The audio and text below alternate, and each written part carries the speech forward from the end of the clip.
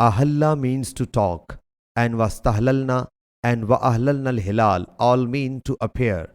Wastahlal mutar means emerged from the cloud, and wama ahilla li ghayrillahi bihi is derived from istihlal is-sabi.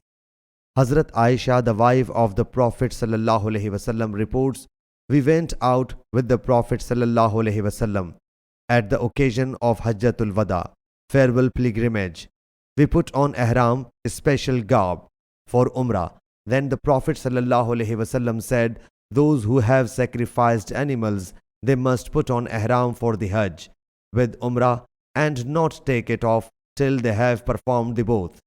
When I reached Makkah Mukarramah, I menstruated and I had not gone around Allah's house and run between Safa and Marwa.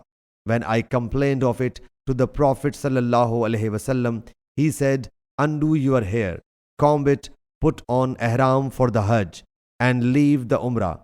I did so, and when we had performed the Hajj, the Prophet sallallahu alaihi wasallam sent me along with Hazrat Abdul Rahman bin Abu Bakr to Tan'im.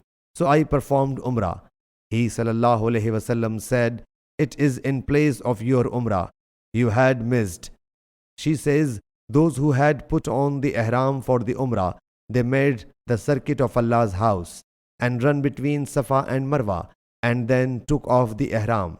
Then they made another circuit of Allah's house after returning from Mina, but those who combined the Hajj and the Umrah made only one circuit. Sahih Bukhari, Hadith number 1556.